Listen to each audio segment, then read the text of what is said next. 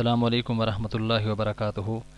اعوذ باللہ من الشیطان الرجیم، بسم اللہ الرحمن الرحیم۔ محترم سامعین، میں امید کرتا ہوں آپ سب خیریت سے ہوں گے۔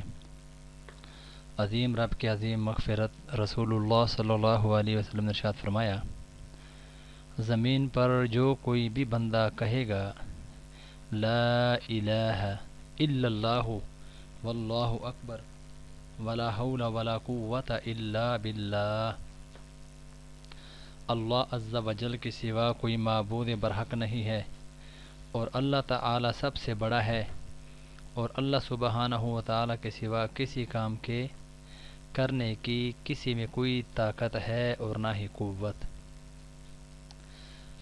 جب یہ کہے گا تو اس کے گناہ بخش دیے جائیں گے، اگرچہ سمندر کی جھاگ کی طرح بہت زیادہ ہوں۔